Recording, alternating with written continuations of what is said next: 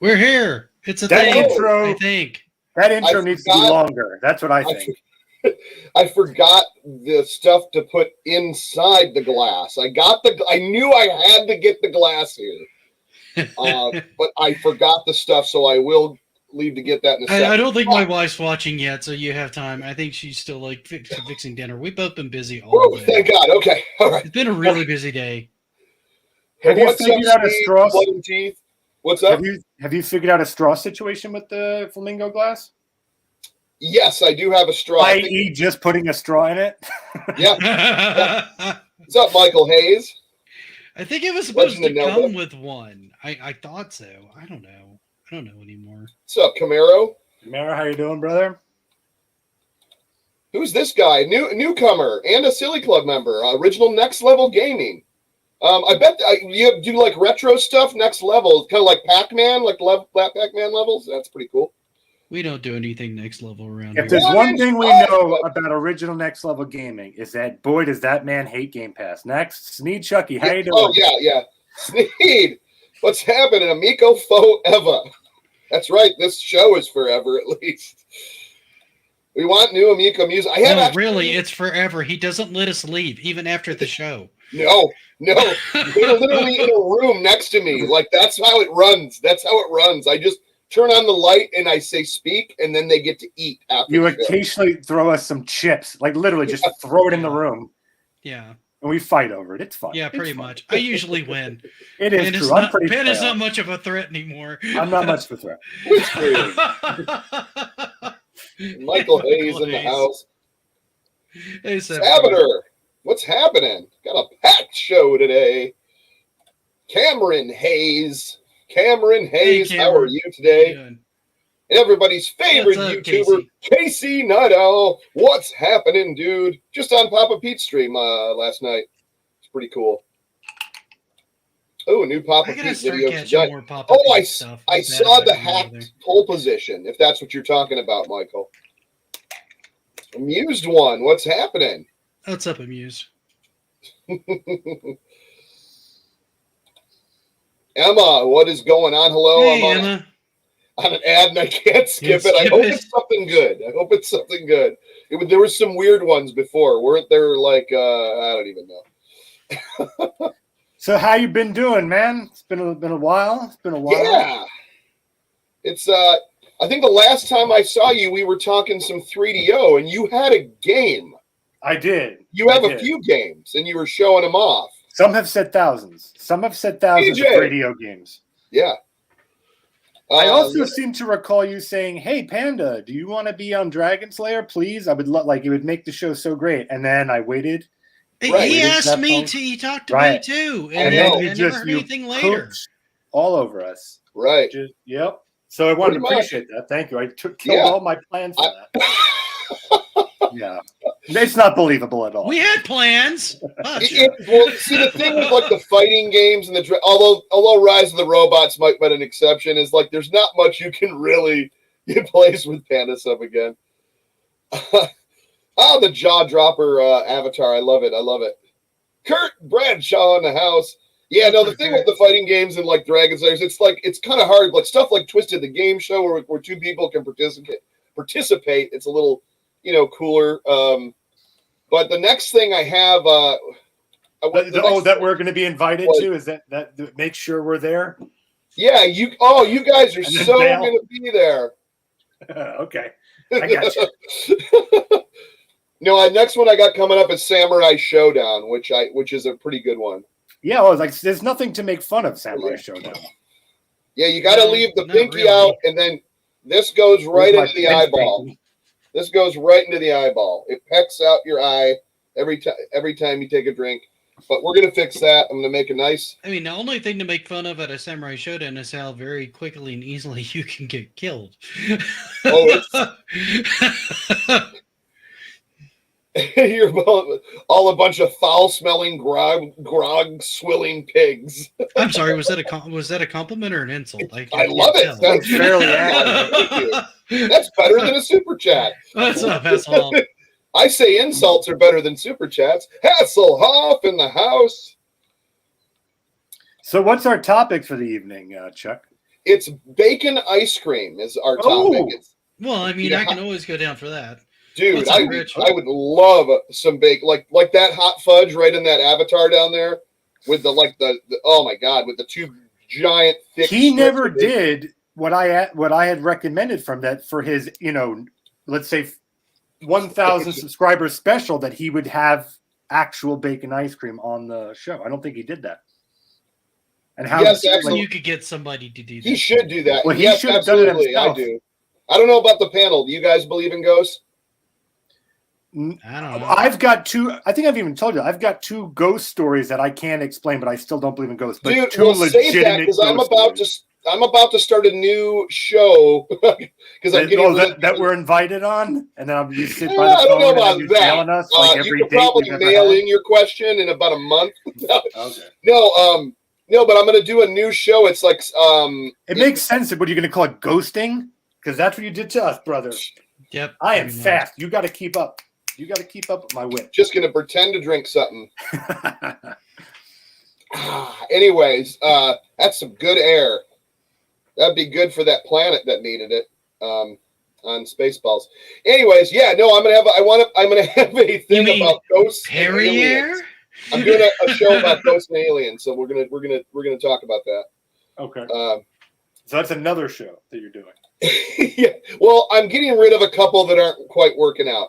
Hey, I think Woman Machine. Keeping two.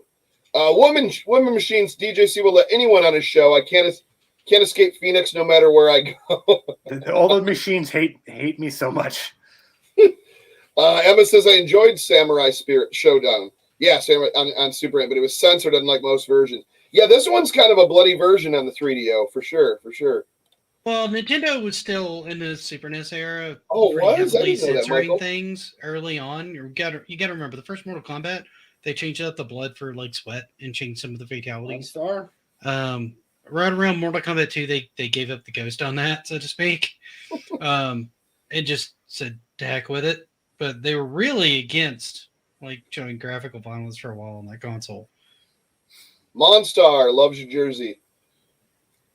Haven't had that special yet, but soon, and have an ice cream post Easter. Isn't that such a good idea? Like that would make so much sense to do like for the whatever special, the 1-2000. I dig this jersey too. Shredders. Shredders, it's fun. Yeah. It's fun. No, but our topics today, and I'll let you guys kind of. Well, we'll have Panda actually talk about the beginning of this. You guys can have this one because I have to fill this up. But no, I wanted to talk about open world games and how they've kind of evolved and like playing them. There's like so many different ways to do that now. Before and I do have a couple of videos of like how Grand Theft Auto is one of the first really big ones, open worlds that when it first came out, I never played like the PC or the PS1 like first and second one because they were just kind of overhead kind of scrolling ones. And later on, I think the first one I remember actually getting into, I was over at my cousin's. It was that a PS2 era, I think, and it was Grand Theft Auto 3. Which was the first kind of 3D. I mean, they all had, the block arms and everything. But like, that was the first thing. It was like, what? You can pull someone out of a car, steal it, and then run them over and then get chased by like, it was the coolest. But you had a whole city to like go and hide in the garage, wait for the cops, and then you come back out. And What did you think when you ever? What was the first one you ever played? By the way, like of that style. It doesn't have to be Grand Theft, but just that whole where you can like hide and go into this huge area. It's funny. I came to open world. I mean, like now I play tons of them, but I came to open world late because I wasn't a Grand Theft Auto guy. I was at that time period, like that's around college for me. I was heavy into Nintendo, and obviously they weren't doing that kind of stuff. So my actual, I guess, the first open world esque would probably be Grand Theft Auto 4, which was like a masterpiece. And yeah, I think everyone has that same joy of just being able to be a little mini anarchist where you can vent a little bit and just be a little do whatever you want. Yeah. Just I have not got that one in. Alien, just a naughty boy. I have not been able to find a physical version of Metroid Prime anywhere. Well, it's coming out tomorrow. It was supposed to have been out on the 22nd. Right, but then it turned out that they're delayed it, so tomorrow is apparently the release date. Okay. That could be wrong, but that's what I've heard. I mean, I'll check again tomorrow and see if I can find a physical copy. I'm supposed to be able to get one from Amazon somewhere between the 7th and the 9th because I pre-ordered it. And it had a release date of the 22nd. I thought, okay, fine, a week or two after the release of digital. That's fine. I'll wait. Dude, I remember True Crime Streets of LA. I remember that. I remember like the sound of smashing the parking meter and the change flying out of it. It was like, it wasn't quite Grand Theft, but it was cool because it literally had the street signs and the exits that went to like, downtown LA or Sunset Boulevard or, just kind of. I just thought it was more realistic. I think it is a gigantic crime for any open world game, like kind of like a GTA, to not have cheat codes. To me, that's a sin. Like, and Grand Theft Auto 5 was a sin to me because they did have cheat codes, but it was like limited. You only had like 5 minutes to do something. Oh, I hated that. Then I'd have to go around for 5 minutes, cause chaos, and then drive down an alley, quickly type in the cell code again, and then get back in the car, and then right. I agree with you on that one. Sure. See, I've only played 2 GTA games. I played 4, which I didn't really like. I didn't like the single player on that game. Oh, really? Okay. I tend to not like GTA. Is too much crap I don't want to do, filled by spurts of interesting stuff. Okay. And by that I mean you'll get a couple of story components, some of which will be fun, some of which won't. Depends on whether you like anything about the protagonist you're playing, because they're generally not likable people. Generally, they're trash semi-anti-heroes. Generally they're not even anti-heroes. Sometimes they're just garbage. And that's what you're dealing with. Yeah. Because that's the story. It's supposed Would you like it better if it was Grand Theft Charity and you went around maybe? But what I mean by that is I can overcome that to an extent. But like, let's take 5 for an example. Like, you'll finish a story mission and then they'll introduce like 9 to 12 different activities and then force you to do random activities for a period of time. Like, you have to do so many of these activities that I don't want to do. Right. Like, none of them are fun. I don't want to tow cars. I don't want to sling ice cream. I don't want to wash cars. I don't care. Right. Like, I don't care. I don't want to do any of these things ever at any point. And yet I'm forced to do them. Well, did you ever just turn on the cheat codes and perform a little bit of mischief? No, I mean, now on 4, I actually had quite a bit of fun with 4 on multiplayer with friends, because what we would do is we would break into like one of the air bases, grab one or more of the choppers, and then go hell on a bridge. Because anytime you got in and out of a chopper, you refilled your rocket launcher. You immediately got a rocket launcher. So we would just cause hell on a bridge for a couple hours while we, chew the fat for a while. And we had fun doing that. Now 5 took all that fun away. Yeah. Because they put in like a leveling system and all this other crap, and you had to grind your way up, and it just wasn't a fun experience. Like, the online was not the most recent, right? That was the last one. Yes. Yeah. Roman numerals screaming. Where you play 3 protagonists. Yeah. Now and that may have vastly changed on the online. I don't know. I don't play it online, but I can say that I recently picked it up again and there's still, from my understanding, the cheat codes and everything are still kind of pretty weak. Okay. Now I didn't like that one of the open world games I had an absolute ball with, and I adored was Saints Row 4. Oh well, Saints Row up until the recent one, the latest one, were all great. I love them. Yeah, I haven't played 1 through 3. I picked up 4 on a whim. Oh, if you like 4, you'll like 3. And it was is the so best. superhero-y and so crazy over the top. Like, I didn't have to use a car, which made me happy because car physics in GTA. For a game called Grand Theft Auto, why all the cars are terrible to drive is beyond my comprehension. So tonight you're like Cranks with cash. I'm not a big fan of a lot of these. Like Immortals Phoenix Rising, I've enjoyed. Breath of the Wild, I thought was kind of look dull. at this guy.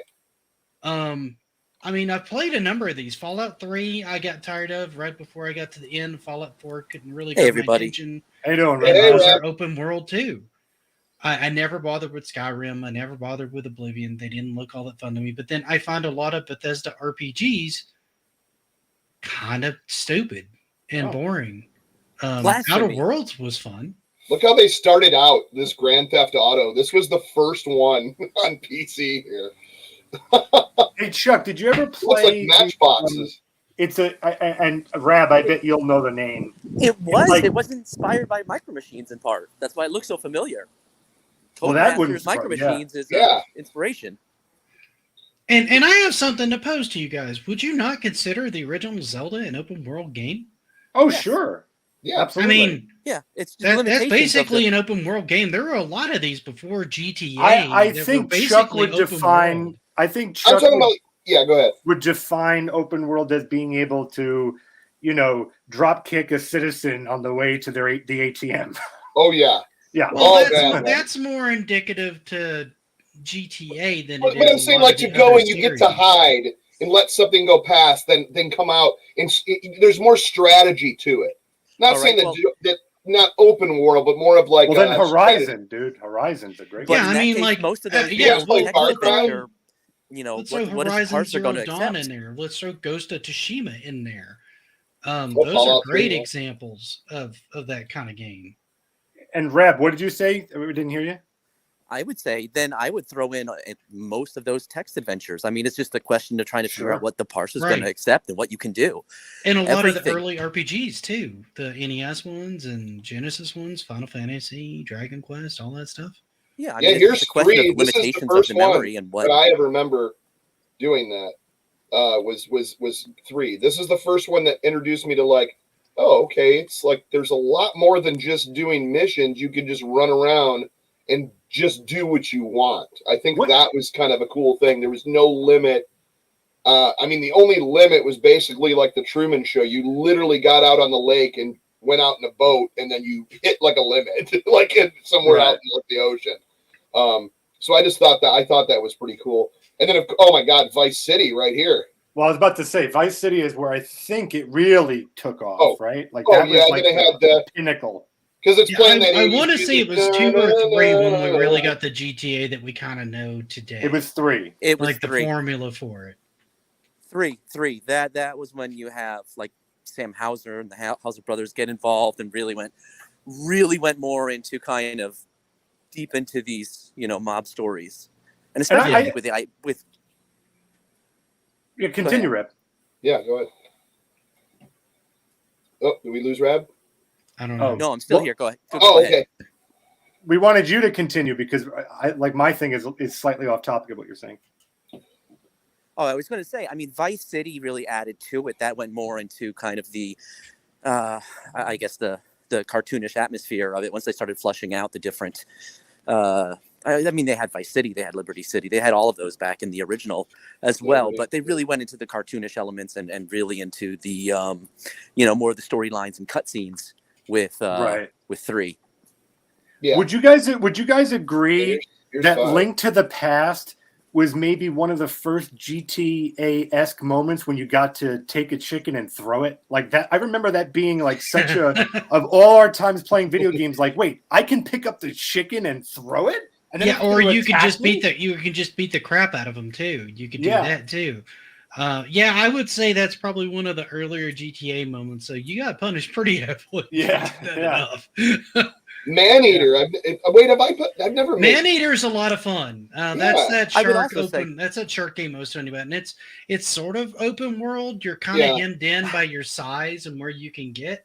So it's almost level based, but it doesn't really feel like it because of the way you kind of organically grow through the environments. Yeah, it's a fun one. Phoenix, it's a fun game. I do like that one. What did you say, Reb? I would one Zelda you back to the original Legend of Zelda when you stab the shopkeeper and the fireballs start coming out after you. Yeah, you could do that. That's right. I forgot about that. Right. Good call. Like, I'm done with this old man. Oh, is this where we want to go? Okay. Let's see. And the old man's just like, fine. Yeah, then you hear the sirens. Then you hear the sirens as like an APB is put out for you in Hyrule. I just I love some of these just how the grass like here's Red Dead series, like this is Red Dead 2. Like how great is just like you go into the water, you get wet. Does not even look like Red Dead 2. That looks rough.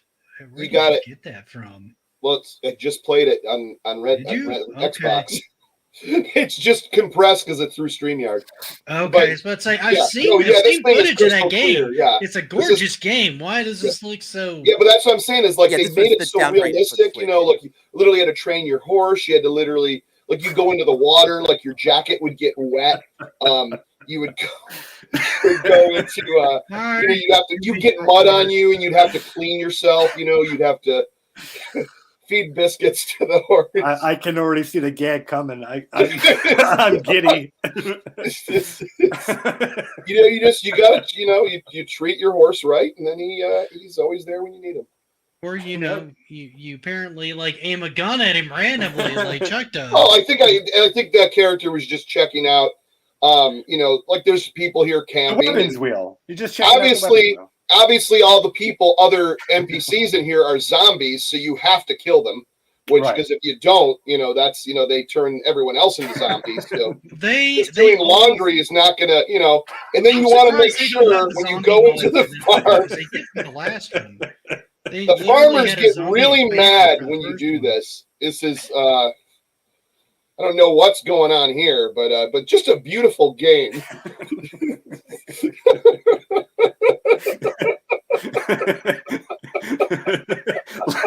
Let me kill your horses, damn it.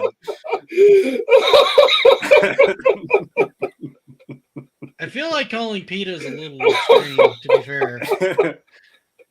It's such a beautiful game. Knowing the way PETA operates, they might put all the horses down rather than have them live with the shame of what Chuck just did to them. Oh my God! What is happening? Oh, what a beautiful game! Look at the grass just blows in the breeze. I want to know the sociopath that animated you beating a horse. Is like, yeah, we got to make sure we put this in the game. Dude, everybody was losing their mind by the animation they did for the horse pooping as you walked along. I'm like, oh yeah, they had the poop horse. Yeah. Oh yeah, the guy horse too. I felt bad for the guy that had to actually do all that animation and work. Yep. Just for that, he's like, "Are you guys serious? No, we want this to be as realistic as possible." He's like, "Great, there goes a week and a half of my life." Oh, what's that? This is like foreshadowing with the lightning in the background. This really came out great. This really came out great. He still has the knife. The lightning. I keep waiting for that lightning to strike you, sir. Oh, but you gotta watch it. They'll kick you dead. See, look who gets the last laugh. The horse. Of course. Then you want to pet him, You just give him a nice horse fighter.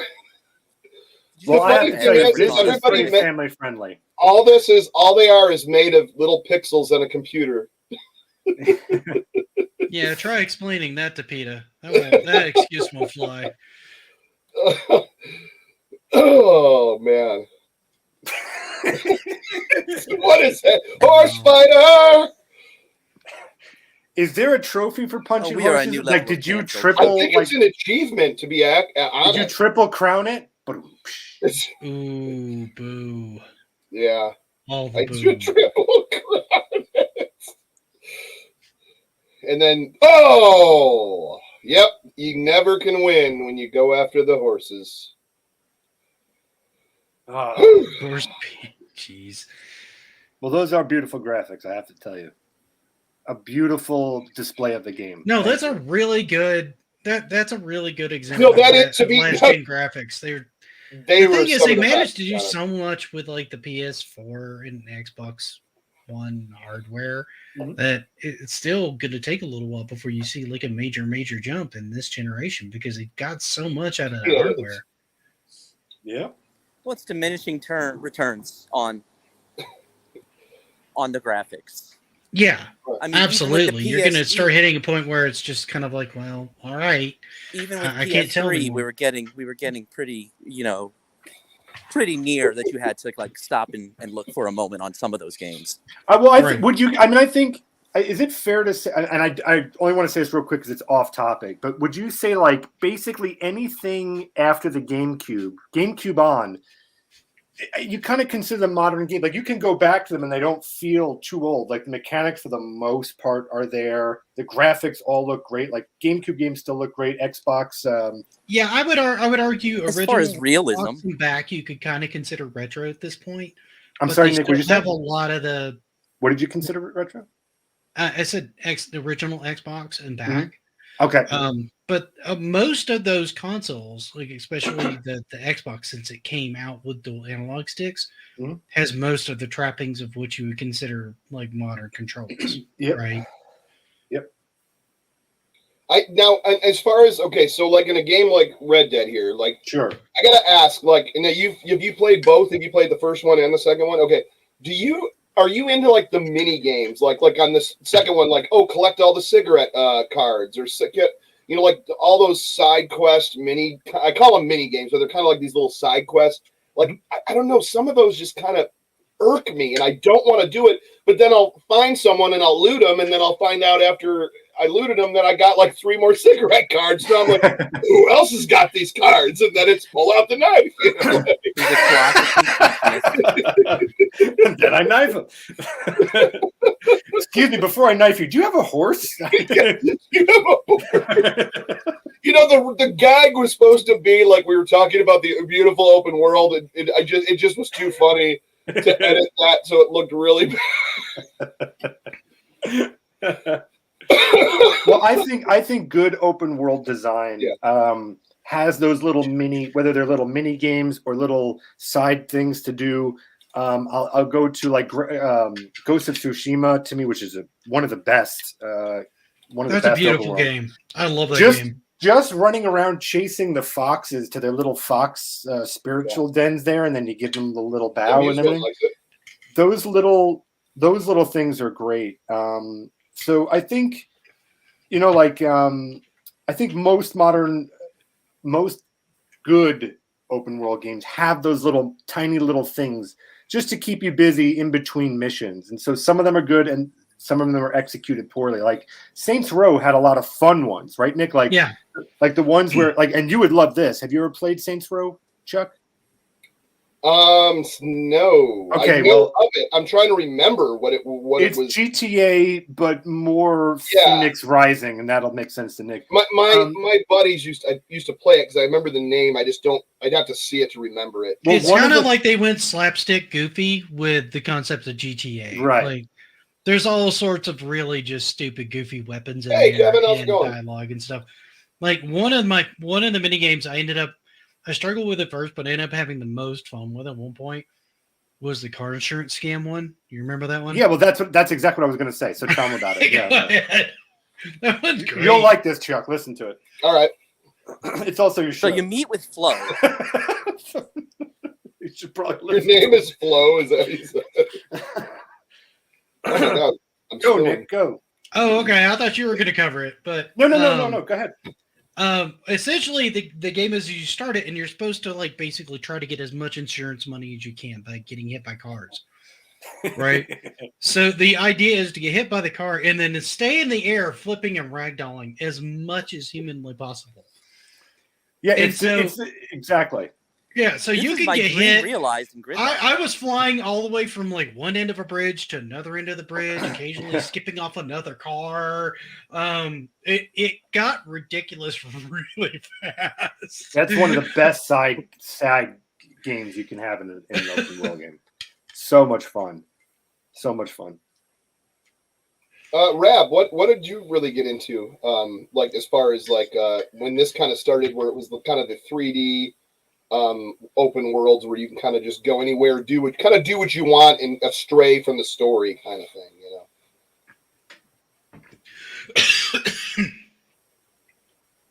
Oh, those are some good ones. Okay. Riveting. I would say Casey, even in some what's of the happening? early role-playing games in the early to mid 80s, they were fleshed out enough that you could go off and kind of do what you wanted. I mean, obviously, memory limitations. You couldn't do anything to the extent that you could do once you get to something like an Elite or a GTA or some of these, real massive open world games. But I think that a lot of the elements are there. They all kind of built in those, strategic world simulators that you could go and explore and interact without actually having a mission. And Rab, did you go ahead? Real quick, and Rab, did you ever play? And I know this is a family-friendly show, so I'm going to do my best to kind of explain this without explaining. Did you guys ever play Leisure Suit Larry back in the day? I did. Yeah, but that was more point and click adventure, not. I know of it. I never played it. Right, but we're talking about like as far as like these little mini things and mischief and all that other stuff. Like you could share a bed with someone and partake in activities, and if you didn't protect oneself, you would unlive from a disease that was going around at the time, which is you would unlive. You did it really good, man. That was actually well handled, sir. Kudos. Just like we were combing all those horses because their fur was not straight enough. I'm just trying to pet the horse. Just petting the horse aggressively. That's all. You just give him a good pat. A good pat. You ball up your face. I would say like Final Fantasy VI or Final Fantasy 3, as it was called on the Super Nintendo, had some of that stuff. There were certain characters you could get if you kind of did certain things. There were certain areas that you would walk past that didn't have any major point in the story, but they gave you like really great items if you managed to kind of complete them and go through them. And there'd be a lot of side conversations and like optional kind of little quest things that you could do. And a lot of games, even going back as far as the 16-bit era, that didn't really have anything to do with the main story. They were just side things you could go off and do. Right. I mean, Mass Effect, as much as I don't really call that open world, had a lot of that stuff, right? Yeah, it's the illusion of open world. Yeah, it's the illusion of open world. I'm always on the brink. I don't know what you guys are talking about. I would point back to something like an Ultima 4, where you have like systems built in the background where everything you do in the world has an effect on what you could do elsewhere. That's cool. Ultima Online was the same way. Yeah, Ultima Online, of course, but that was, I think, like 97. Yeah. I can't remember the exact date. I know a ton of people that played it constantly. And there were like finite resources for certain periods of time, and specialized craftsmen. People could like basically be a carpenter, and that would be all they did in the game if they so chose. That kind of stuff. There was I'd say Ultima Online was probably the first kind of online multiplayer where you could kind of live a separate life in that world, like you could with like a Warcraft or an EverQuest or any of those. Mm-hmm. Chuck, did you ever play Death Stranding? Because Luke brought it up. No, that's what I'm seeing he's saying. Are you aware that some of your weapons that you can craft are literal poop grenades? And I've got to play this. I literally got to play it. It's called. You actually make poop grenades and purchased. Yeah. You had me at poop. Anything with poop. No, what is it? It's not. Is it something current or was it old school? It's very current. This training is current. Yeah, it's very current. It's basically a FedEx simulator in it's like an FedEx open world. Delivers your mail in Detroit. It's basically the same thing. Night, Emma. Have a good night. It's a FedEx simulator with a really wacky Kojima story attached to it. Wow, that is crazy. Hey, Emma, thanks for stopping by. Appreciate it. Good luck in your class. Yes. See you on the next time. Yeah, no, I will have to try this. So wait, so it's a FedEx. Oh, you would hate it. You'd hate it. Oh, okay. Well, But you said do get to make poop. grenade. Yeah, no, you do get to make poop grenades. You do get to make poop grenades. Death Stranding is an acquired taste. It's a love it or hate it kind of game. I think if you like Kojima's previous work, you'll lean more towards liking. You'll have a little bit better taste for what he does. But overall, it is about, essentially at its heart, is delivering packages to certain locations and connecting one another while having a baby in a tank strapped to your body. Oh, that makes complete sense. Why does that sound familiar? Well, because pop culture, it was a baby strapped to your... It was everywhere. Yeah. I remember that a game like that. Maybe it was that game. That was the game. I can't imagine any other. Yeah. That's not really I mean, there's been plenty of like indie walking simulator games, but there's only been one thing quite like Death Stranding. I know why. There was a commercial on it. Like either it was a Super Bowl commercial or it was a big funny commercial. Some actor had the baby strapped to him. Well, it was probably the actual actor. What's his name from Walking Dead? I just forgot his name. Yes. Norman Reedus. Thank you. That's the main exactly character. who it was because he's in the character. Okay. Yes, I have seen that game. Now I do kind of want to play it. Okay. Yeah. Yeah, that would be really. I liked it. I mean, I sort of liked it. I'm making an episode on it, so I mean, I've committed a lot of time to it. But it's an acquired taste. I mean, it's an easy thing to make an episode on, even if you've only played a little bit of it, because so many of the assets from that are iconic and recognizable, even by people who haven't played it. That it's easy to work in, regardless. And it has poop grenades, so that's well, I mean, there's that too. Carrying a baby everywhere. So Chuck, what was it Grand Theft Auto 3 that really got you into? Was that the Yeah, cause I remember playing that and it was just like everybody was playing that. Like, and I was over my cousins and I'm trying to remember. See the stuff I was playing, I'm trying to remember if Grand Theft Auto 3 was that around Xbox 360 time? No, it was before this too. It was about 2001. So it was original Xbox. It was 2001 because they had to delay it because of the 9/11 attack. They had to go back and redo a lot of their assets and what you could and couldn't do in the game because it took place and there was too much familiarity with the events around the time. Didn't they remove the trade towers or something like that? Or was it even in that area? Have the trade. No, well, because it's Liberty wanted City. To make sure the city skyline didn't look anything like New York. I mean, it's Liberty City, so it's vaguely based on New York to begin with, but it's a fictional version of it. So they wanted to make sure there's airplanes. You couldn't do anything to the airplanes. They wanted to make sure no matter where you went, you wouldn't be able to kind of see a visual representation that kind of looked like the city. So they tried to distance a lot of that. Well, I just remember going over. I think it was like I was visiting from California home. I was visiting home, and my one cousin is a police officer, and he literally, it was like my other cousin had it in going in the room on, I must have been PS2 or something. And we were just kind of walking, waiting to eat. And I go in there and I see my cousin, the police officer, he's like playing it and he's like shooting at the cops. I go, what are you doing? He goes, this is pretty realistic. I was like, what are you playing? He goes, I don't even know. And then, so next thing you know, me and him were trying to like do stuff. And then my other cousin, and everybody was just taking turns running around, smashing cars. I was like, is there like a mission or a goal? A goal? They're like, well, yeah, but you can just do whatever. Go to the payphones. Yeah. I'm like, then who cares about doing? And there's like, there's also a cheat where you can get all these crazy super guns. I'm like, let's do it and let's take out something. Like it was. So it was more that don't go and do the mission. It was more just have your sandbox fun. Yeah, exactly. Yeah, exactly. Now they do have a bunch of mods for GTA 5 if you're playing it on PC, Panda.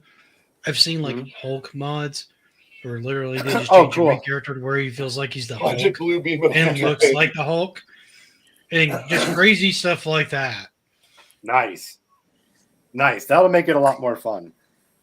I played more of the first two GTAs, but I think was it 3 or was it with Vice City where they had the I think it was with 3 where they had AM radio, but I think they really leaned into it with Vice City on. Oh, Vice you City. Could just, with the 80s you stuff could just, and the yeah, they had music. all 80s music and stuff with Vice City, but And I believe you could do the could listen to the 80s AM cars. You could talk do the radio all day. Exactly, yeah. You could do like the General Lee and Kit and the DeLorean. There was like a bunch of cheats where you can get like all the movie cars and the 80s movie series cars. And that was always fun. And then you jump them off the top of a building or something. You can play those games. They just remastered them to a remaster, maybe the wrong way. They HD'd them on PlayStation 4, PlayStation 5, and I would assume Xbox. There was a lot of complaints on that. That came out on Switch. Oh, Switch, right. Yeah, those are that. But anyways, that's what kind of got me into it, to where I was open to. I'm trying to think. Don't mind me. It's just my brain doesn't remember stuff, so I'm just pulling out. What was the other one? Oh, the Far Cry series. That was the other one. You know, and I would say too that but that was more mission based. I think another great moment, and maybe specifically Rab and Nick will probably be able to correct me if I'm wrong here, but a great open world moment was from Breath of the Wild, where you could literally go and climb anything, there wasn't any, because I think even Assassin's Creed, correct me if I'm wrong, you couldn't literally climb anything. And so it opened up this whole idea where you could just have fun exploring and doing whatever you want, and even physics things of just like, if you watch some great stuff on Breath of the Wild, there were people who were able to make like these hover just by understanding how to use their magic abilities. Like they could create these like hover vehicles that could launch across the whole map and stuff. So like with being able to break the and stuff. Yeah. Yeah, they would use magnesis in a couple of the trolleys. Yep. So like even in a place where you can't punch horses, Chuck, there is like still this great imagination of breaking the game world in a sense, or making your own fun stories within an environment where it wasn't necessarily about what you were doing. Yeah, I can't remember. That's the first example I know of a game that just lets you just climb anywhere, even if it was only like a tenth of the time, because it always rains in Hyrule. Thank you. Like how Hyrule has not drowned under the weight of the water falling down upon it is beyond my comprehension. Yeah. Hyrulean roots go deep. They drink a lot of water. They must. I think the only I actually there's a video, and Panda, you would love this video because I know you really like Breath of the Wild. The guy went through and spent over a week not only mapping out the terrain, like the size of Hyrule, right? He went to the different biomes to measure the temperature of each one of the biomes, and I'm not even kidding. And then, like, mapped out the weather patterns. Wow! So he could find out whether or not the ridiculous amount of precipitation in Hyrule would be normal. Thank God, we needed that information desperately. That's somebody's master's thesis right there. The Ultima series, right there. Like, I don't know why you did this, and I'm not even that interested in this game or the topic, but I'm riveted. Continue. Yeah, continue. Kevin says he always loved the open world early Ultimate series, like the modern day RPG games that are always visual storybooks that must be as a story. Yeah, Ultima is one of it's got to be in my top 5 for series. I mean, it just wrote the book for so much of what an open world game is. Yeah. I think especially with 4, 5, and 6, like just that it's just the perfect era of just an explosion of new things that like role-playing games would become, and action adventure games and open world games, and a lot of these things we take for granted, I think you can kind of trace back to some of those early games. Hey, Reb, can you, for those of us who are less familiar with Ultima, can you kind of explain a little bit of what that gameplay looks like? Yeah, mostly. For most of the early games, you've got an overworld view. You're in a faraway kingdom on another planet. I know it goes out into space in the first couple of ones. It gets a little weird, but basically it's a lot like Dragon Warrior. It's a lot like Final Fantasy, the early Final Fantasies, where you have an overworld view. You take out party, you go to explore the world, explore towns. You're leveling up your characters. You solving quests for people in the different villages and towns that you go and meet, and doing little side quests. And as the series progresses, you are, working to become the avatar, the ultimate being by like Ultima 4. And then later on in the series, you kind of begin to understand that you may not be the force of good that you thought you were. You might be the force of, evil. So it has a little bit of a twist on the gameplay. Probably spoiling for some people, but this is like 30 years later, so I'm sorry. 30, 40-year-old. Spoilers are okay, yeah.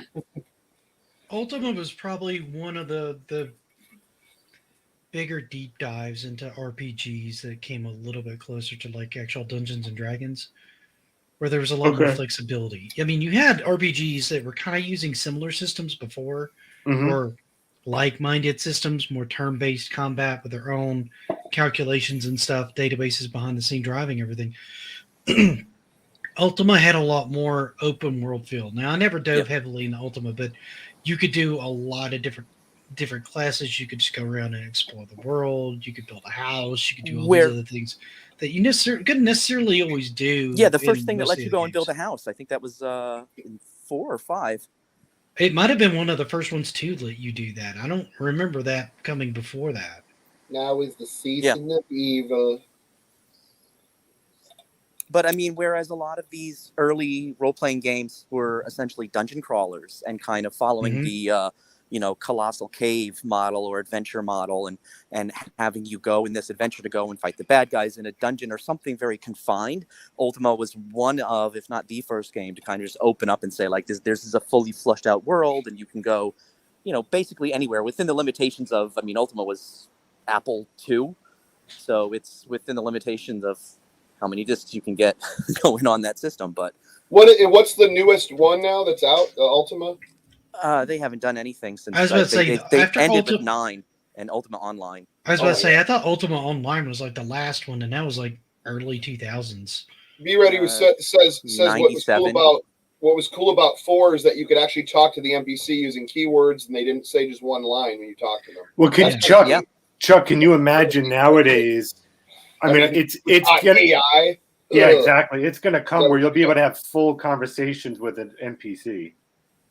Complete full conversation. It'll be like that Free Guy movie, but real, like they're learning.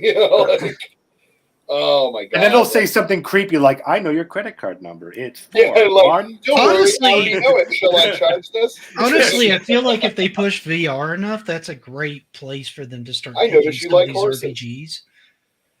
Just because you could like just move around and kind of feel like you're actually living in that world. Oh, absolutely. Well, they have Skyrim VR. Yeah. I've heard mixed things about that one. I've heard good and kind of things about that one.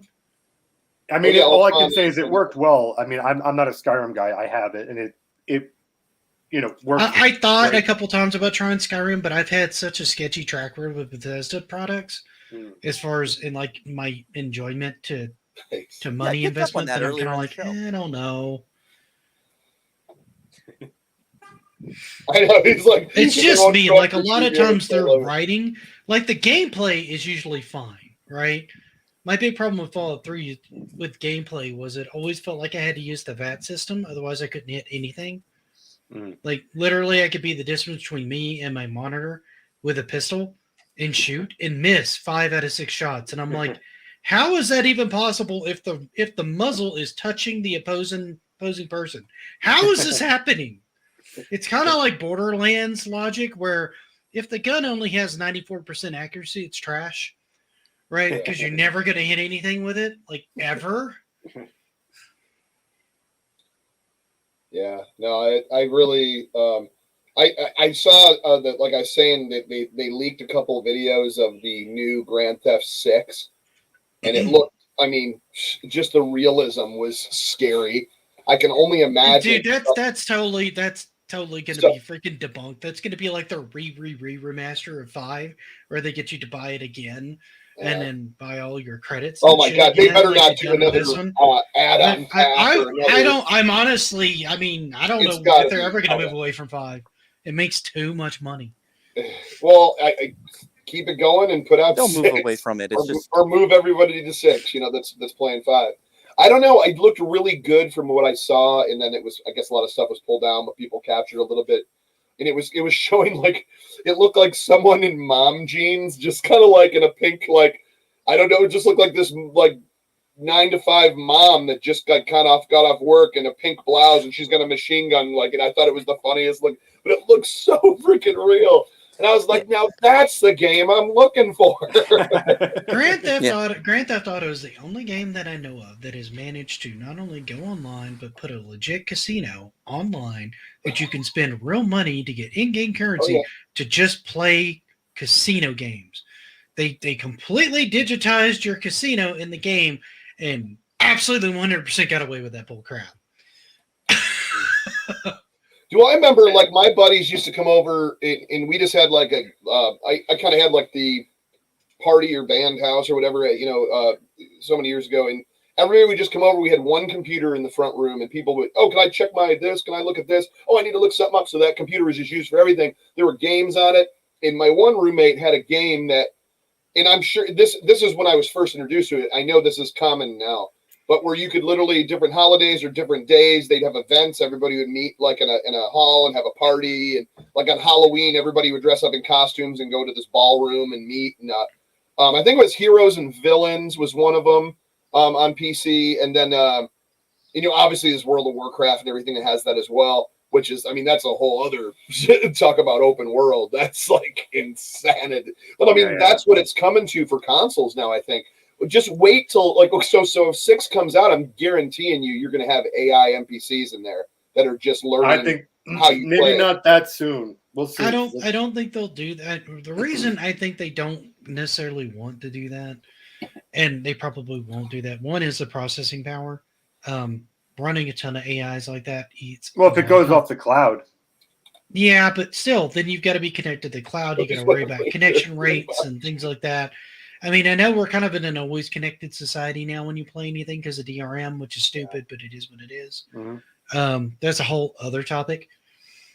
But also, if you make, I've seen some discussions on this too, where if you start to make AI too good, it makes the game unfun because you can't beat a well-crafted AI. You just don't have the reaction speed. You're right? just saying It's for not content possible. creation of the I'm the dialogue. But you even need AI for most of that. I mean, if you could have AI generate a lot of that stuff, and then you can bank it like games have been doing for 40 years. So you have basic dialogue trees that make sense for what you think most of the situation is going to be, and then kind of kick it on or use that processing when the system is not really able to accurately engage or do what it thinks is an accurate engagement with the player.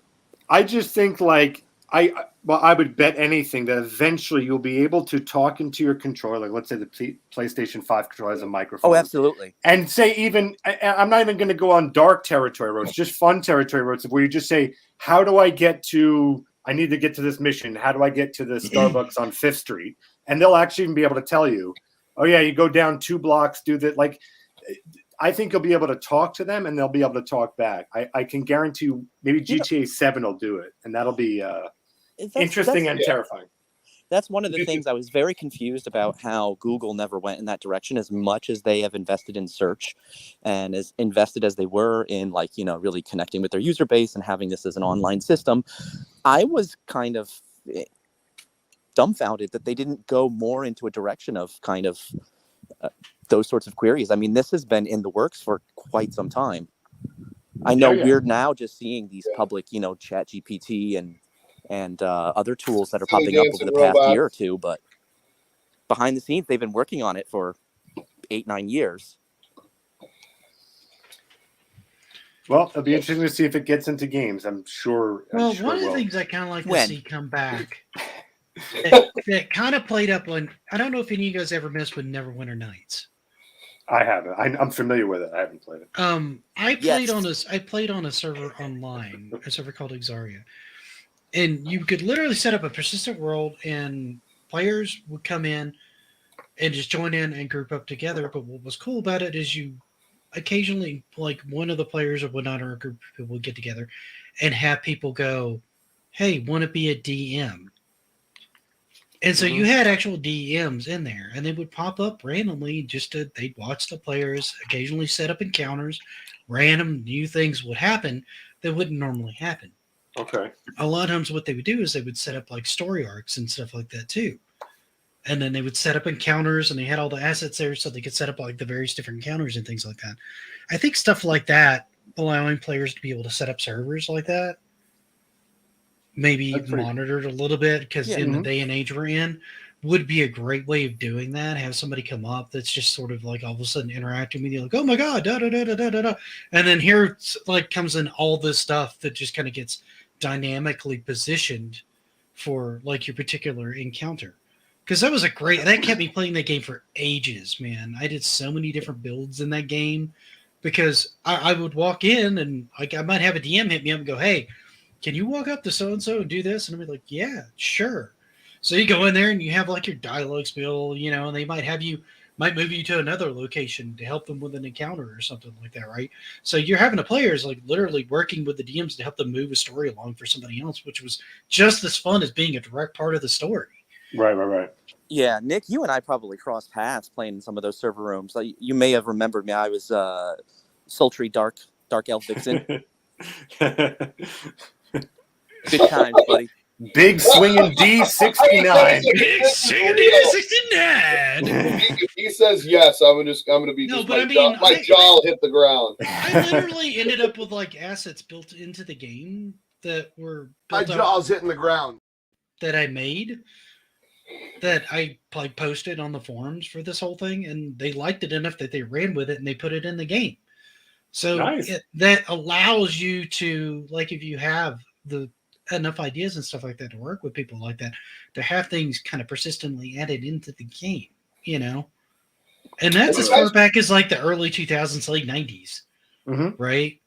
Just what we had then. So imagine if you take a concept like that and you make it today. Sure. Yeah. How many of you guys are playing Sonic Frontiers right now? I already 100% that game. Oh, wow. Like literally, I got the little ribbon on Steam and everything. I'm done with that game. Was that out of just like an OCD, or did you enjoy the game? I enjoyed the game, and then I got so deep into it. I had so many achievements. I'm like, you know what? Why don't I just go ahead and wrap this thing up with a bow and get it done, right? Because a lot of the ones, as I started looking at it, I'm like, this isn't that hard to achieve. Like, this isn't that big of a stretch, right? Right. Like I looked at some of the ones on High on Life and went, no. I looked at some of the ones on Amico, Immortal Phoenix Rising, and either what I'm finding today that's frustrating to me, particularly as I've dove more into Xbox, and I'm sure Mike will kill me later, is I find some of the achievements get glitched. Like, I'll get items or do certain events, and it will not kick off an achievement. And I'm like, I'm not going back through 10 hours of gameplay to try to get this stupid achievement because you glitched it. Well, that won't bother Mike, because we all both know that based on the secret phone call he gave me that I shared That's true. On the show. He secretly hates Game Pass. He does. He hates Game Pass, and I mean Microsoft as a whole. So, but there's a lot of stuff like that comes in, like Immortals Phoenix so. Rising. Like, apparently, you're supposed to fail the first trial in order to get a certain achievement. I'm like, dude, if I put like 100 hours into this game, I don't want to come back to get that. What the hell? Like, bite me. I have to look at the achievement list to find this and accidentally fail something that would be something that you could put a 2-year-old in front of and have them succeed. Are you kidding me right now? Why do you ask, Chuck, by the way? What about Frontiers? Oh, no, chat was talking about Luke's Awakening. That's, yeah. And I also, I was going to say, you know how we were talking about games and wanted remakes, and I was bringing up Bonk's Adventure. Did you know that there was a game made for Bonk's Adventure, a next-gen game, still a 2.5D kind of platformer, and it was made and marketed to Konami, and they were about to put it out, and there's like a halfway playthrough, or playthrough of like 6 levels or something that's online. I found it on a YouTube channel. I don't want to share it because I don't know if I'll get stricken or whatever, but but yeah, it was called Bonks. Someone in chat, I think, actually was the one that turned me onto it. But it was called Bonks Resurrection or Age of Extinct, not Age of Extinction. Wow, these are very dramatic titles for Bonk. Yeah, something like that. But it was like something about, but it had Bonk, and it was like the graphics looked kind of Switch or Bonk, Book of Revelations. Was it this the one that originally came out on the GameCube or something like that? Not BC. But yeah, no, yeah. Oh yeah, here we go. So you can play the prototype. Yeah, so Nick, I don't think so. I don't think it ever came out. Okay. Yeah, I think Konami nixed it, which of course they did. Because why not take one of your good franchises and not do anything with it? Well, was it open world? Konami is busy with pachinko machines, dude. Chuck? Oh, this was years ago. This wasn't recently. This could have came out back like just after the Wii or the Wii U era. I think is when it came out. That's about the time they started diving heavily into pachinko machines and ignoring everything else. I know it. That's exactly what I mean. And it's like they got they own. I think they own most of the. I think Hudson is still separate from Konami. I think they own Hudson too. Or do they own Hudson? That's what it is. I think we talked about this. Or it's like a thing where Hudson can't do nothing unless Konami says, or something like that. Because it was a Hudson developed game or something like that. And then the GameCube one was a remake of the original. Yeah, there's a GameCube one too. But yeah, but this one I saw like part of it. Luke was actually showing off that GameCube version the other day. Oh. Yeah, that's cool. I'll have to check it. Yeah, Bonk Thunderdome. Exactly. Yeah, Konami says no Castlevania, no Bonk's Adventure, no Air Zonk, no more Bombermans. It's nothing but pachinko machine. What a fall from grace. They tried to bring out. They tried with Contra, but they did it in like the worst way humanly possible. No, they didn't try. That was just James. Well, that's the Bally formula. I mean, they were on top of the world in pinball and video games with Midway, and then they just sort of bowed out and just went to fitness. And there you go. Bug the cryogenic revival. Oh my God! Wait, Reb, Bally Fitness. That's Bally. That's the. Oh my God! I didn't even think about that. Holy crap! Yeah. There was Bally Midway, Bally Fitness. Now there's Bally Sports. Now they're Bally Pinball. Everything. Wow. Yeah, they've dipped their toes in about everything on the planet. I think. Yeah, I think they started out and they got into Bally gambling and dishwashers. some novelty stuff in the 30s, and they've just been growing into everything ever since. And I think they got into fitness and stuff in the late 70s, early 80s with the whole craze. And yeah, that was more attractive than video games. I mean, video games was, kind of going down in flames at the time. So, well, yeah, I mean, you can't blame them. Looking at like early to mid 80s. Yeah. Not much, George. Not much. Just us being silly and crazy. And stabbing horses and stabbing everyone. Yeah, apparently doing tragic things to horses for whatever reason. They're pixels. They're not even real. I would have Goomba. Is everybody going to freak out about that too? You're ruining perfectly good mushrooms. I'm more concerned when you break the bricks because those were actually residents of the Mushroom Kingdom that Bowser turned that way. Yeah, because they're all real too, right? Just like those horses that were made out of someone drawing it on a computer. Dude, do you know how crazy they were like PETA has gotten? They actually wanted a mod put in there to where you wouldn't have to fight the animals in Elden Ring. I can actually. I'm not even kidding, dude. I can tell you, going after them. Chuck, I am such I'm such female genitalia that I can't actually kill animals. Well, it starts with a P, ends with a Y. Okay. Yes, I got you. Oh, I get it. See, you're just being family friendly. I'm trying to be family friendly. You're being a pussycat, is what you are. Just a meow. Pussycat. I'm being a because like for instance, I can't hurt animals. Like even when I watch like I'm the same way, dude. I'm the same way. As evidence in Dead Redemption. No, like even if I watch like Jurassic Park, I always root for the dinosaurs because I don't like they're shooting at them. And like in Horizon, which is an open world game, I'm bringing it back. You have to hunt animals. I'm like, well, I guess I'm just going to die and lose this game because I refuse to. And I just wait for some catastrophe like an eagle to hit a squirrel, and then I go, okay, I'll take the squirrel at that point. So I'm with PETA in the sense that I'm not good at killing digital animals. 1 inch says, why is Panda so pushy? Meanwhile, I grew up in a family where my dad was always a hunter. So, you know. Oh, I get. Oh, I'm okay with that.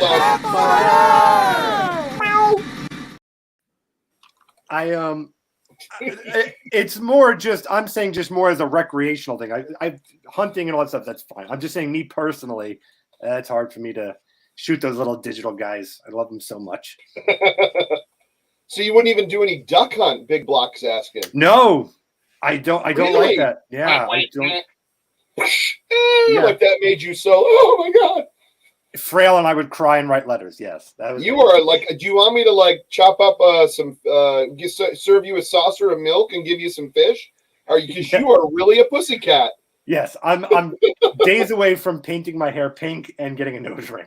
Hannah doesn't kill animals; he just beats them senseless. No, that's you start changing your pronouns to weird things. We're gonna have a talk. Animal saver is my pronoun. There you go. That's my name. You guys joke, but I'm like, I don't know. It's one of those things where like certain games, like GTA, I think I kind of fell out of interest when it got so. When the first one came out, it was very arcadey, and you didn't really think much about it, and you had other agendas and stuff. But by the time the third one and Vice City and San Andreas and it, I don't know. There's something to be said for, I guess, being a little too emotionally attached to the little pixels on the screen, definitely. But I just find some of the protagonists just so dislikable. I don't want to know their story. Like very early on in 5, I'm like, I don't like these guys. I don't want to know your story. I don't like you. I don't want fully embracing like the anti-hero. I don't want to run you around. Even for an anti-hero, they're just kind of awful. Well, Nick, are you aware that in Grand Theft Auto 5, I think it's like it's the jump and then another button and you'll always just keep falling over yourself? Because that's all I do in that game. So if you don't like the characters, I always like to just stand on buildings and then jump and then trip on myself and then fall down. That's the best. I get the chopper and I go to the top of the tallest building with like the antenna flashing, like the radio station or and I usually wait till it's nighttime, the lights are everywhere, and everyone's down below, and then I just head first right off the top. I'm gonna make pavement art. I jump out of the chopper. That's part of the point of these open world games is you're supposed to be able to engage with this character enough to want to spend time in this world. Into the chopper. Getting to know this character because it's not a silent protagonist, so you're not the character. You're getting to know this character and their life, right? Well, not Chuck. Chuck is jumping out of helicopters and making paintings. I'm talking about the design point of it, right? I mean, you're supposed to be kind of like getting to know these characters as people and getting to know their story, right? Well, many of them are silent protagonists, and you can take the approach of just kind of building it into your own. Some of them are going to be, kind of fleshed out and the GTA 4 was not, Red Dead Redemption was not, GTA 5 was not, Red Dead Redemption 2 was not. Those are not silent protagonists. No. Rabbit's saying that you can, that there are some that do. There might be some, but I mean most of the predominant ones are not. Well, the early ones I think were all silent. Great looking game though. Contemplation before punching horses. Yeah, I think more or less those were that way because they didn't really have enough space to be able to do the dialogue the way they wanted to. I mean, you could do dialogue as far back as PS1, and actually earlier than that, depending on what you're trying to do. I feel like I should just stop talking now. We didn't want to bring up. I thought they were zombies. You want to get rid of them before they turn. They were just about to turn. Everyone in the game. It's the Exidy death race approach. Those aren't people. No, those are zombie stick figures. That need to be cleansed. That's really because that running around like Auntie May. Yeah. Amico for life. That's right. Amico forever, my friend. Not for life. Forever. I mean, I guess if you just like the reprehensible characters and you're just curious to see what the heck they're going to do next, I guess that would be interesting. But I found the same problem with a lot of the GTA games that I found with like Game of Thrones. Like, I wasn't really engaging with the characters, and the few characters I was engaging with, especially in Game of Thrones, died in the next chapter. Right? Spoiler alert, Nick. Jeez. Everybody dies. Oh my word. Oh my goodness. They should have just called it Game of Death, not Game Nick of relates Thrones. with the Maester. So I mean, in a lot of those cases, like a lot of times of books, if I'm not really completely sold on your world, I'll engage with the characters, and the characters is what kind of keeps me going, right? Mm-hmm. But if I'm kind of overwhelmed with the amount of crap you put on my map, GTA's notoriously bad about this, and I don't want to do most of it to begin with, and I don't like your protagonist, I'm not going to spend time in your game. Yeah, there's no reason then. You don't want to kind of tie yourself to the game. I think for some people it's a little bit of the, kind of the living how the other half lives. Maybe not the other half. Just the violent side and being able to kind of live that stuff out vicariously. Yeah, it's like fantasy. For these is an interesting aspect, and it's kind of fun to kind of explore that that side of what you can get away with. But no, I get that, but even in games like the BioWare games, I have trouble playing the bad guy, right? Mostly because like some of the dialogue options I'll pick, I'm like, dude, I said to tell him to like, piss off, and you like shot his dog and started kicking him in the head. I feel like this is a bit much. Whoa. There's one thing. Let's not get into dogs and too far. I feel like this went too extreme. Wow. Okay. All right. Too far. That's how we know it's time to end the show, is when we start talking about. No, I'm kidding. Have any of you guys? I can almost guarantee Chuck has it. Has anyone played Cyberpunk? That's an open world. I haven't touched that one yet. I've been thinking about picking it up. So I just haven't gotten to it yet. I just got whatever physicals I have. That world, if you want to just talk about world exploration, I'm not even going to get into game mechanics, but as far as world building, that is one of the best open world games as far as that is concerned. Yeah. Of really feeling like you're in this tangible future, Blade Runner-esque, where anywhere, any corner of that city that you go to tells a story in whether it's the NPCs or its architecture. I cannot stress enough, just for that alone, it's worth it. And whether you're not. Is that on Steam? Oh, sure.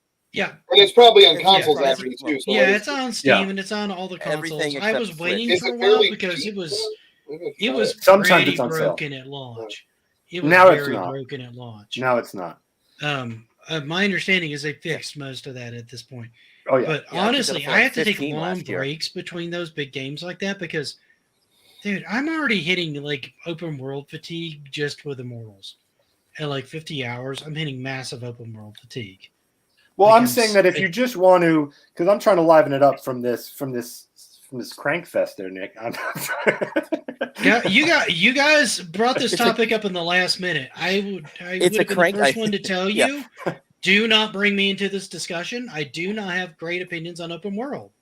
I love them, Chuck. You should have answered the text when I said, "Hey, what about open world?" And I openly groaned and went, "Wow." Well, I can't hear that over the phone. You got to type it. I thought it was a bit much when he sent crotch pictures. Well, you're going to be driving this one because I don't like these. I never got a response from anybody in that street after I said that. Well, I like open worlds. I can talk about them all. I really do. Well, it was my experience was the Red Dead and the Grand Theft for the most part. And there's other games like Far Cry and a couple of, but there's so many other games, but they're still so tight to you go off a little bit and you can explore new stuff, but they're tight to the mission. Chuck, you're very easy. It really comes down to you just want to cause a little mischief. That's what you want. You want to cause some mayhem. Oh yeah, it's all about what can you get away with in the game that you're not supposed to. Or I would say, even though you're I would say GTA. The whole point is to go out of your way and to get into trouble. That's the whole point of the game, right? Chuck, I would say farm insurance guy causes mayhem. That's the insurance scheme guy he is. I am mayhem. Chuck, then the thing that you should Is your definitely horse been acting up? I'm sorry. Go ahead. I think the closest game that I think you'd have the most fun with is Saints Row 3. Because Saints Row 3 is Grand Theft Auto, except a Mel Brooks version of it in a sense, and that you can do really anything. And it rewards you for stepping outside of that story. So like the things that you would do in Grand Theft Auto, you're in a way being rewarded for to some aspects. So I would pick that up. I can answer this question pretty easily. Yeah, Scepter's question. Every open world is a sandbox, but not every sandbox is an open world. And the difference is a sandbox is basically an open playground for you to be able to like create and do things and build things and just explore. Like Minecraft is a great sandbox game example. Without the storylines and stuff like that, it's literally just a sandbox for you to make your own fun. An open world game is also a sandbox because you can go off the rails and make your own fun, but it actually has built-in objectives and side missions and an actual story arc that you can invest in and do things in. That's the main difference between the two. I would love if they had like a grand and I know I'm keep mentioning Grand Theft. It's like what the heck, but that's the one that I gravitate more. But like if the new one, world's most best-selling series. Yeah. Well, yeah. Rockstar, they're rock stars for a lot of their games. But not like, a fan. What I'm saying is to like go into like the new, say 6 comes out and you could actually build your own house. Like let's take it to the extreme. Like you could literally make money, put a down payment, build a house. Like make it so like you're living. You can file your own taxes. You can file.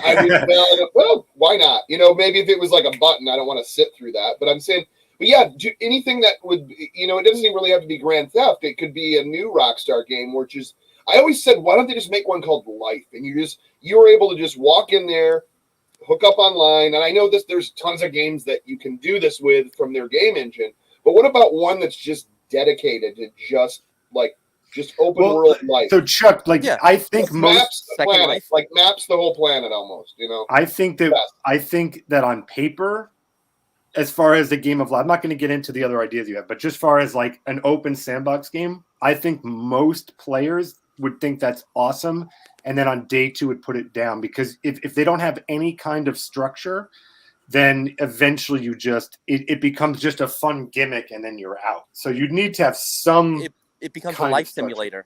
There's already a game. There's already a game like this. That's what Indy's talking about, Second Life. But I'm saying well, I brought up Second Life earlier. I was about to say that's exactly what you're talking about. But no. I think what I'm saying is like on a huge scale. Like when I say this is exactly what you're talking about. Okay, so then let me ask you this: in Second Life, because I don't think it is. In Second Life, can I get on a plane and fly to Antarctica? And any place on that continent and land and explore. I have no idea. I don't so Chuck, what you could do. That's what I'm talking about. Huge. You can make assets. You can put them in there. You can own a house. You can decorate any way you want to. You can have an actual job in there. You can do all the mundane crap you're talking about. You can do all of it. Well, Chuck, with cloud. Chuck, with the cloud. That's not what I'm talking about. I want to do the opposite of that. Okay, I want Chuck, to do chaos. I'm answering you quick. So with the cloud, eventually you'll be able to do this. I'll give you a scenario that I think you'll like. So we'll just take a Grand Theft Auto just as a baseline, right? So in theory, in the future, with the cloud, what we'd be able to do is that we'd all be able to go in Grand Theft Auto, that multiplayer, in a sense, hypothetically in the future, we'd actually all be in the same world. It's not like something where we're just have our own section server. You'd also then be able to legs. Yeah.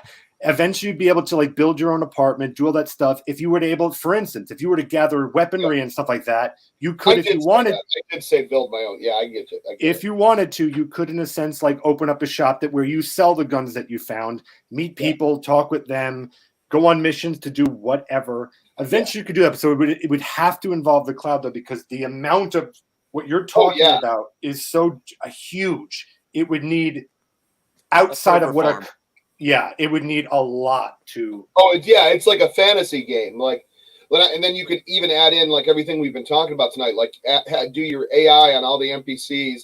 They learn, they learn from everybody coming around them. It would just be a whole other world. to the point where it's almost like Ready Player One, but not that. Well, yeah, well, and AI, even on the smallest level, keep in mind that if one of the things that was great back in like the Super Nintendo days or Nintendo days, that when you entered a character name, let's say Fartman, that everyone would call you Fartman because it was text.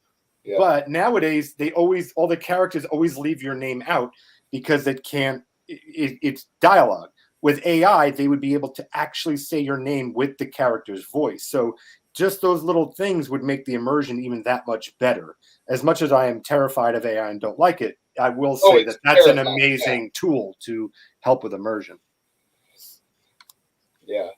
No, I did mention that I wanted to do, I didn't mean to I wanted to do my mundane tasks, but yeah, like doing my taxes actually or anything. But I was saying but when Nick was talking about Minecraft, I was like, I would love to do something to where, you get money, you can build a house. I wouldn't be doing it brick by brick. Look into Second Life.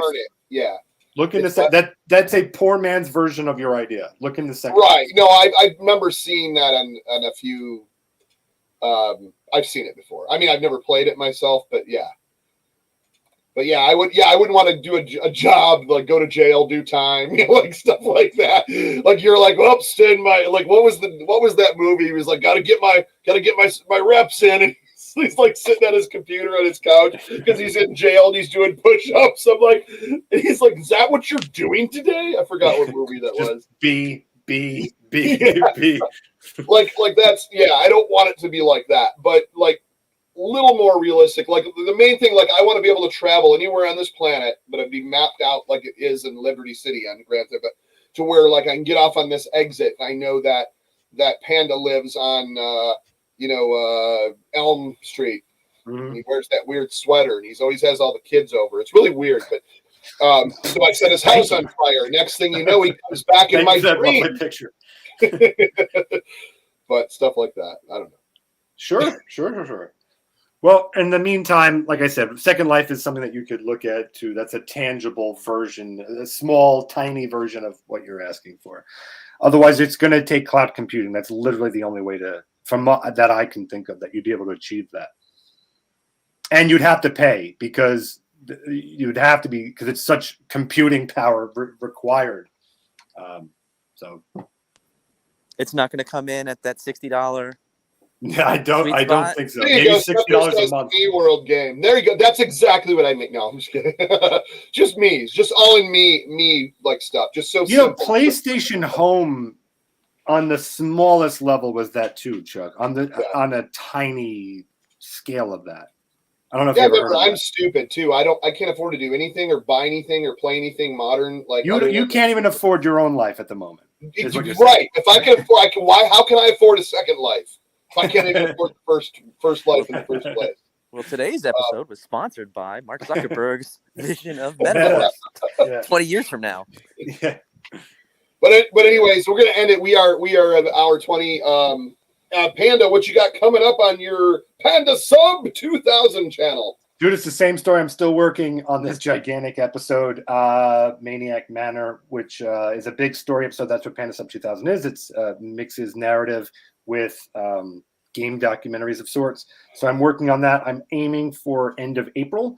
And then after that, I've got a great episode called Man Machine in the Retroverse that's coming out. And then a cool little podcast thing that I've been wanting to do forever that deep dives into creators and really starts talking about the art form and the idea process of what goes into making videos. So often in podcasts, not this one, but off of podcasts, I find that they don't ask questions that I'm personally interested of, is explaining that process of coming up with an idea, the execution. How do you deal with that with your real life, your job, your family, whatever that is, and how do you work that in? I'm really interested in that kind of that whole deep dive of that process. So that's something I'm also working on. So things are coming to the channel in the next 3 months. Panda just wants to know what it's like to actually have a job. And friends. And I'm very brain, so I never ask him any questions. Yeah. It said that you wish your sponsor was Bush's Baked Beans, like the dog, the golden retriever, and everything. Yes. Oh, wow. By the way, what up, Super Duper Retro Gaming? If you haven't seen Super Duper Retro Gaming, that's a whole thing in a mouthful. He did a great horse and television racing. horse. Yeah, that's dude. The great. horse racing. That is the best thing going. Right. Did you now. see that? Hey, I was in the last part of it, the last quarter of it. Yeah, like look who won. Look who won. Yeah, his daughter won. It's real. Yeah. His daughter. That was the greatest victory. If you haven't seen it, go to that channel and see the last in television horse racing. What a amazing show where she was losing. Like it looked like she was going to be out of the whole thing. And she makes this incredible comeback at the end to win the whole thing. It was really a great show. So go check that out. Oh, Panda Sub 2000, we loved your Amico videos. We enjoyed them at the Thank office. you, Kevin. Yeah, you had an awesome one. He was in a giant, he was in space shooting asteroids. Yeah, horse racing was one amazing stream. I was really into that. I caught it at the end because I was doing I think I was doing TurboGrafx. No, I was doing 3DO or something if it was Thursdays. Why do you know that just on the LTO Flash I remain insanely jealous? Dude, whenever you oh my god. That is the best thing. It's like there's a waiting list. Download it on this cartridge and everything you want is on one. But anyways, yeah. But I'm gonna oh hey, it's John Alvarado. Hey John. I'm listening while I worked. Finally stopped for dinner and it's pizza. Yum yum yum. Nice. I'm liking that. I am liking that. So we got a John Alvarado and a Kevin Alvarado, and they're both saying hi to each other. It's an Alvarado paradox. Nick, what you got coming up on, I would say, the Geek Storian? Yeah, I dropped 2 videos this week. I dropped one on the e-reader today, and I'm trying to remember the moment I did this week. Everything's been a blur for a bit. The first color game, which I actually thought was kind of I thought that was a really interesting video. I was pretty happy with how that one came out. I'm trying to finish the Evolution of Fighters one. It's really close. I was working with Panda on it a little bit. I wanted to get some of his input on it because it's long. I put an extraordinarily large amount of my free time into it. Yeah, well, it came out great, man. So hopefully it catches an audience. We'll see. I find the ones that I spend the most time on and I like the most get like 5 views. Oh, that's the ones. Yeah, the ones you think are going to be like your Star Wars will get the least amount. Oh no, I'm under no illusion that this will be a Star Wars because as much as I think fighting games are mainstream, most people don't give a crap. But I understand what you mean, man. Like I've done like videos where I'm like, oh my god, this is it. Like wow, I polished that, I hit that, I did all this editing, and I spent like hours and hours, and it gets like 5 views, and then the one that I'm like, I farted a couple times and showed in television Donkey Kong. That's not the one, but and then it has like 500 I know views. What you're saying. You put no effort in, and no effort at all. I'm just like, I picked this water bottle up, and it was half full. The research took me forever because when I started looking into it, I'm like, I don't think anybody's asked the question I'm trying to phrase here because I can't find anything on it. It's like nobody cared to have this answer, so maybe this is a bad idea to start.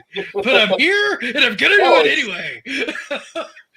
Well, I'll tell you what, Geek Storian's videos are always awesome, and I have so many to catch up on, too. Like, I need to go in there and just kind of binge them, and I might have to do that tonight. But I'd rather honestly, do them down the here. channel's pretty bingeable, mostly because I keep the absolutely, keep it's like short. learning. It's learning. Well, I mean, and the length is short, right? I try not to eat up more than like 5 to 8 minutes of your time on most videos, except for like the ones that everybody knows are longer format. Because I do those like, well, this one's taken a long time, but usually I was thinking maybe 1 or 2 a month would be like the longer videos, right? Like the 15-minute mark or so videos, and the rest of them are kind of like 5 to 8 minutes.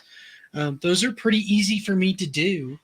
And to come up with stuff on a lot of times and kind of pare something down to where it's kind of a bite-sized chunk out of your day.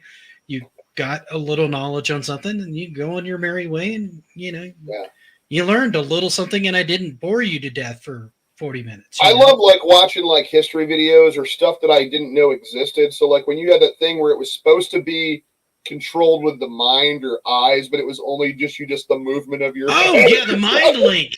Yeah, yeah, that thing's a mess. Honestly, But I didn't know that thing was even a thing until I watched that. So that's the crux and the joy gaming. of Atari. Is it was kind of, I get why people love it, even though I'm not like a big Atari fan because I just never had it. But you had a young CEO, all this young talent in a brand new industry, and they were just like, well, why can't we do this? Let's just do it, right? And so you had all these wild, crazy ideas. Hey, that's where innovation comes from. Great, and a lot of them didn't. But why not try it? You swing and miss, and sometimes you hit. Yeah.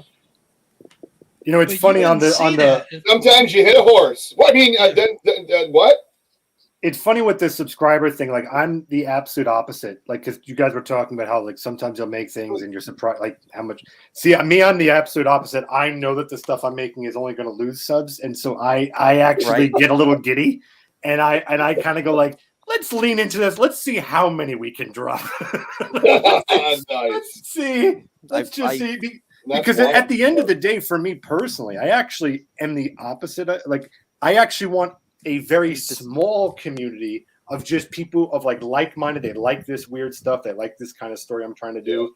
So like, I actually like a small cult following than I do wide mass appeal, because then that's just too much work. So for the record, Panda does not like diversity in the boardroom. He does not like to mix it up. He wants small groups of like-minded people. Well, I'm gonna be honest. Like, that's all I the didn't even stuff have to I'm use doing AI on for my that. channel is all stuff that I think. Like, all the stuff I'm doing on my channel is all stuff that I think is interesting, right? Because there's been, absolutely, like, the series that I've pulled up are all things that I wanted to do, and it's getting harder and harder to kind of find some things because I picked all the major low hanging fruit, right? Mm-hmm. So now what's funny is I've got people like fielding things over to me that I didn't know were around, and I'm like, really? Here we go. Now you got to dig for the root vegetables. Yeah, so it's going to be a little harder to get those. So I might have to have other series come up at some point soon to kind of work in with some of these, and then these would become more sometimes videos, because I feel like I'm starting to kind of like scrape bottom a little bit. Dude, at some point you will have covered every gaming history there is in the world, that it's going to come down to like a video about Peter Molyneux throwing out a banana in the trash can recently. Like, I want to see that. Why is he throwing it out? Where did the banana? It's going to be like, you're putting out so much content that I don't. At some point, history will run out. I'm eager to see what that looks like. He's here for the paradox, just waiting. Well, you see, in Earth 3, what really happened was... Oh, wait, real quick. Speaking of, sort of, someone on Twitter put out, Chuck, I think you saw this, but this was fascinated the hell out of me. Speaking of gaming little history there. How about the Pac-Man? Yeah, that in Pac-Man, there's a place that you can just park Pac-Man. I've done that before on my actual arcade. That's a real thing. You could do it. The ghost cannot see you. You have to do it when they're not around and go up there. Chuck, explain to the audience, because we're talking like an insider. So just under, you know how you start and it says ready and your Pac-Man appears and you start going to the left. No, you got to start from the top and tell us what Pac-Man is. So Pac-Man is this, he's like a big yellow. No, go. All right. So I was just going to keep banging him on backwards and backwards. Explain to me what a pellet is. Explain to me what a maze is. Well, a pellet is what it is. How are babies made? Babies are made when you take your whoa, family friendly. Only horse pixel horse abuse here. So no, when a mommy and a daddy really love each other. Now, but Chuck, if there's only a mommy and a daddy, like who? But if there was a mommy and daddy, who was the first mommy and daddy? We're gonna keep going backwards. Yeah, I don't know. Well, we all know God created everyone, so. Oh, okay. But who created God? Chuck? Who created God? Well, let me pull out that Bible. I actually got that one. Anyway, so you have the two, I should say, the things that look like this. So it's like you got, that they're like this, that you're above. The one, the bottom right, you face upward on. I don't have anything to. So basically, you have this on one side and this on the other. So the one that's on this side, you're ready player one up here. I'm sorry, you're going this way. So you come down and you go up right here and you face upward in this little corner, just below where you start off at. But you can't, if the ghosts see you do it, like if they're watching you do it and chasing you or pursuing you, it won't work. And sometimes it takes a couple times, but most of the time it'll work, but sometimes it won't. They'll find you. But if it works, what they'll do is they'll just keep passing you because they're programmed to do. Each ghost is programmed to act differently when it sees you or how to look for you. And then like Clyde's the dumb one. He's just like, and then but the blinky, the red one is the one that pursues you. So if he sees you doing that, he's going to come after you, and all the other ones will follow him. But if they do not see you, you can literally sit up under there and take a break, go to the bathroom, have a sandwich, come back and start.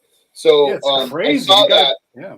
I saw that and I was like, it's cool someone talked about that because, there was another place you could do that too, I think, in Ms. Pac-Man, but I'd have to really look at it. It's been a while. I think that was actually a developer trick that they got left in there. I really do. Because if somebody was sitting there trying to playtest that thing a lot, like you want to be able to run it for a long time and see what happened, right? And one way of doing that and seeing how it runs, and especially just to see how the game runs long term, like if it's just up and running and actively processing, would be to ensure that you don't die, would be to have a safe spot. Right. And just let it run. That's what I was wondering if it was on purpose. This is funny too. Kevin brings up a good point. Speaking of Pac-Man, which we do on this channel, I know Original Next Level Gaming doesn't, but he also hates Game Pass. So what does he know? What does he know? Like I've never seen before. Just kidding, NLG. We love you. I'm not. We have proof of this. Kevin Alvarado says this is very true. There are no ghosts in Pac-Man. They're actually monsters in sheets. Because if you look at the cutscene from the second cutscene or third cutscene, I think it was the second one in Pac-Man Original. What it is, they were always called ghost monsters because it's a monster wearing a sheet pretending to be a ghost. And the sheet rips off from like a tack sticking up, and it shows its little leg, and then it shows them the sheet ripping off, and they're like these little.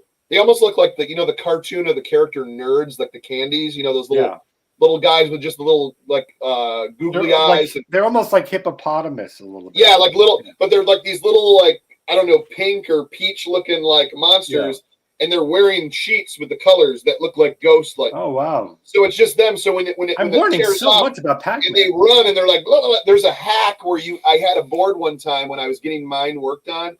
And they're like, oh, here, just take this one and I'll work on yours and we'll replay. And I popped it in and I took it home and it was the hack where it was all the naked ghosts. It was just all the little slimy monsters without the sheets. And I was like, oh my God, I can't do this. I need to have the regular Pac-Man back. But anyways, it was pretty funny. Apparently John Alvarado worked on a Pac-Man-like game. You should look at his comments on that. Those are kind of great. Oh yeah, here you go. I'm sorry. I'm sorry. I've been kind of I thought you're talking about the comment on the hairier, littler mommies and daddies. Well, John Alvarado made comment about the Pac-Man minigame from an unpublished game. Okay. Where you played the ghost and tried to survive Pac-Man's raid. If you survived any remaining power dots, hatched into baby. Dude! I still say I need to interview you we'll have to do like a recorded interview for 3DO for Demolition Man, but We'll talk, dude. We'll talk because this is like I can always bring this stuff up because there's always and your remaining food, the dots and seeds are counted up. That's awesome. Was it retro? Super duper retro gaming says Chuck could be one of my old coaches if he had a huge wad of chew in one cheek and carried around a 5-year-old Sonic cup and started every sentence with "Now let me tell you." That is true. That is true. That is awesome. Joey Vibes in the house. Dude, we're just about to leave too. Yeah, Sesame Street. When they go, yep. I used to put them up whenever you tap, like what I just did when I stumbled on my words. I'd always put the Sesame Street Martians up. So I have 3DO Thursdays coming up tomorrow, which will be Samurai Showdown. It's like I asked everyone to be on it, but they just didn't want to. So I did it myself. It was really fun too, like really fun. But anyway, I'm way too busy in my second life to be able to help you out. So. Are you doing reps in the gym to really That's working correct. out those biceps? And Nick mumbled on the text. I didn't even see a mumble from anybody on the text. Oh, you're talking about a different text. I found this when I was cleaning out underneath my steps because I had to do tiling and I had to move. So I was pulling these boxes and I found this 3DO sampler CD. So a little spoiler, I sample this CD at the beginning of the episode and it's quite insane. It's not really insane. It's just silly. We'll say silly. It's not insane. That's quite an overhype. Insane is running through the forest and villages and chasing horses with a knife. That's insane. Okay. Yeah, Gex Thursdays might be next. We were playing the villain the whole time. I always say that. I'm like, are we the bad guy in any game I play? Am I the bad guy? I felt like that in Airzonk. Like I felt like I was attacking all these poor people, and they were just trying to have sports and Olympics and just get by their daily lives, and I'm just shooting them. But anyways, yeah. So that's what I'm going. And then homebrew. I'm doing the Intellivision homebrew for Friday's show, Vanguard from Intellivision Collector. So check that out.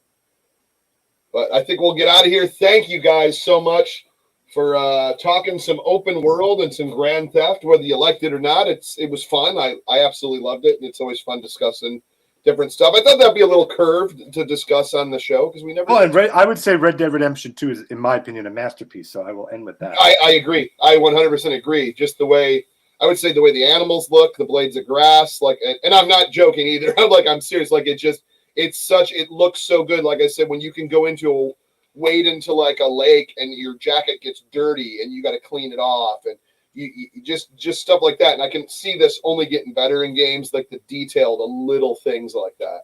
To me, there was the story, the acting, the dialogue for me was incredible too. I like going to the trolley in the city and setting dynamite on the seat. So I think we have two different versions of what we're liking, but I hear you. I hear you, though. I like to just buy horses, and then the guy hands me the horse, and then I just stab it. What if the guy punching the horse is the bad guy, and it's not the horse? That's just, I don't know about that. That's a bunch of malarkey. Okay, two more. I'm going to read two more things, then we're going to get out of here. One game I worked on, Future Classic Session, a Pac-Man ripoff where the ghosts were food and made you fatter when they caught you and eventually burst. That's awesome. I love all this Pac-Man stuff. Super Duper says, great show. Remember, don't stab horses. Bet on horses. The more you know. What a beautiful little promotional. Well, yeah, what if the horse in the costume is actually two guys in a costume that were going to become zombies? Which is exactly what I was thinking. Everyone's a zombie. In many ways, you saved humanity and the horse. Really, if you think about it that way. Thank you. Stamp more horses is what the moral of the story is. This is why I only play Red Quattro Redemption. Yeah. Thank you to everyone. I appreciate the support. We all do. Please subscribe. Check out Retro Advisory Board. The Geekstorian, Geeks with Cash, Panda Sub 2000, and don't subscribe to me because I am terrible, guys. You saw what I was doing to horses. Thank you so much. We'll see you next week. Take care.